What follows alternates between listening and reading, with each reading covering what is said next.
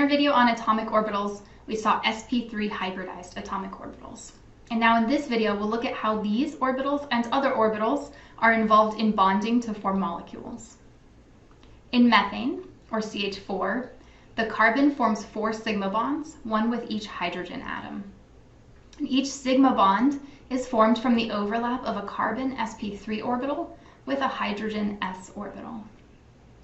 When we draw tetrahedral carbons in 2 dimensions, we typically draw them so that we have 2 groups in the same plane, in the plane of the paper or the plane of the screen. And then we have one group pointing out towards us that we indicate with a wedge, and then one group pointing back away from us that we indicate with a hashed line. Okay, let's look at ethane. Ethane is a molecule with 2 carbons and 6 hydrogens. Each carbon is singly bonded to the other carbon and is singly bonded to 3 hydrogens. Okay. When we draw ethane in 2 dimensions, we usually draw it so that we have 1 hydrogen, both carbons, and then a second hydrogen in the same plane, or in the plane of the screen or the paper. In this configuration, we have 2 hydrogens coming out towards us and 2 hydrogens pointing back away from us.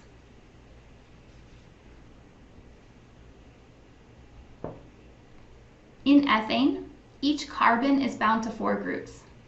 It's tetravalent and it's tetrahedral, and each carbon is sp3 hybridized. That means that each CH bond in ethane forms between the carbon sp3 orbital and the hydrogen s orbital. That also means that the carbon-carbon bond forms between 2 carbon sp3 orbitals. Okay, so in ethane, the geometry around each carbon is tetrahedral. The bond angles are 109.5 degrees, and each carbon is sp3 hybridized.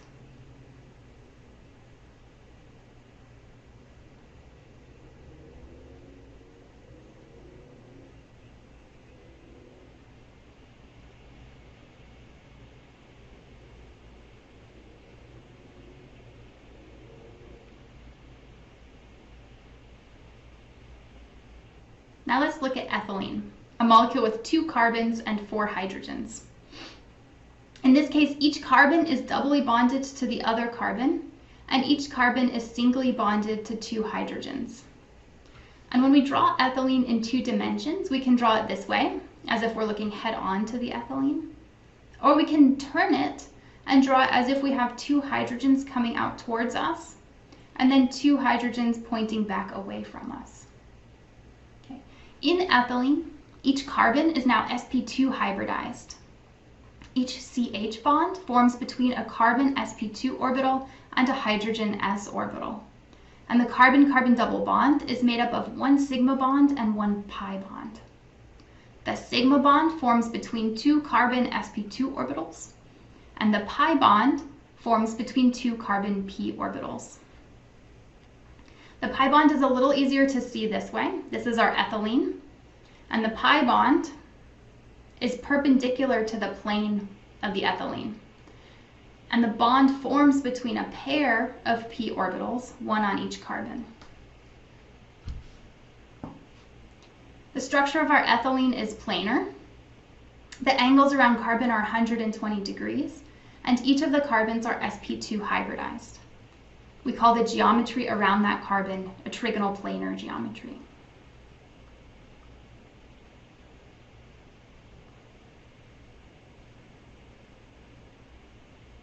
Okay, finally, let's look at ethyne. An ethyne is a molecule with 2 carbons and 2 hydrogens. And here each carbon is triply bonded to the other carbon and singly bonded to a hydrogen. The triple bond is composed of 1 sigma bond between the 2 carbons and 2 pi bonds between the 2 carbons.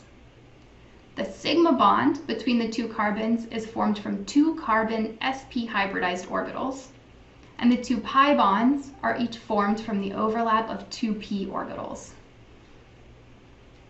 Okay, this is our structure of ethyne. And if we look down the carbon-carbon triple bond, what we see is we have a pair of p orbitals, one pair that's sort of vertical, that will form one pi bond, and then one pair that's horizontal, and that will give rise to the second pi bond. Okay, so again, looking at the structure this way, we'll have one pi bond that will be sort of on top and bottom of the carbon-carbon bond, and then one pi bond that will be sort of on the front and back of the carbon-carbon bond. Okay, so in ethine, each carbon is sp hybridized, and the geometry around that carbon is linear, and the bond angles around that carbon are 180 degrees.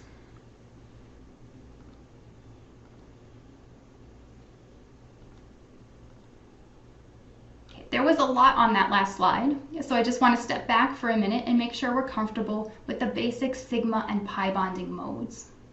Remember that a sigma bond is the end-on overlap of orbitals. It gives a circular cross-section.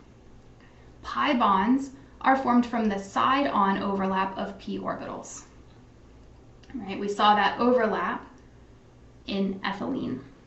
And we draw that overlap as a line between the two orbitals. But really, this is almost a pancake of electron density above and below the carbon-carbon bond. And you might even think of this as two levitating hot dog buns, right? That's sort of the shape that we're looking at with these orbitals.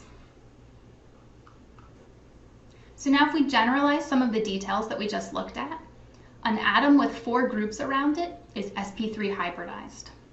And when I say a group, that means an atom or a lone pair. So a carbon with 4 groups we just looked at will be sp3 hybridized. But a nitrogen with 3 atoms and a lone pair will also be sp3 hybridized.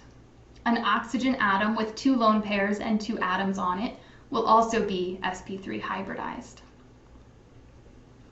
An atom with 3 groups around it will be sp2 hybridized. It will have trigonal planar geometry and 120-degree bond angles. We saw this with ethylene, but this is also true for other atoms like oxygen, right? That has 1 atom and 2 lone pairs around it. It has 3 groups, and it will be sp2 hybridized. And then finally, an atom with 2 groups on it will be sp hybridized. It will have a linear geometry and 180-degree bond angles. We saw that with ethine here. But we can also have a carbon that's sp hybridized because it has 2 double bonds. This carbon in the center has 2 groups on it and is sp hybridized. It's linear about that carbon. We call this structure an allene.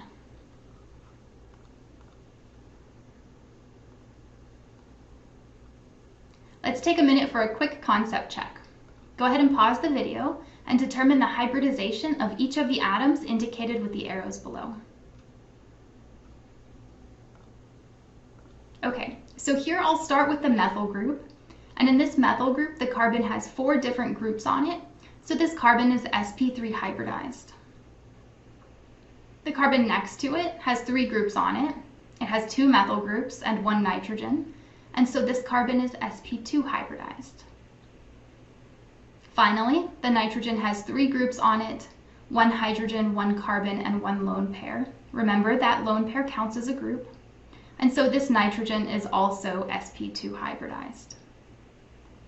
We'll end this lecture series by looking at the question we posed at the beginning, to identify the hybridization and geometry of each carbon and nitrogen atom in the molecule shown here. I'll work from left to right, and I'll start with this methyl carbon here on the end. This methyl carbon has 4 groups on it, so it's sp3 hybridized, and the geometry around that carbon is tetrahedral. The next carbon over also has 4 groups, and so it will also be sp3 hybridized and tetrahedral. The next carbon has only 3 groups on it. It has a carbon, a hydrogen, and a nitrogen, and so this carbon will be sp2 hybridized, and the geometry will be trigonal planar. Okay, and finally, the nitrogen on the end has 3 groups on it. It has a carbon, it has a hydrogen, and then it has a lone pair that's not drawn in, but it must be there for valency. So that nitrogen has 3 groups. It will be sp2 hybridized, and the geometry around that nitrogen will be trigonal planar.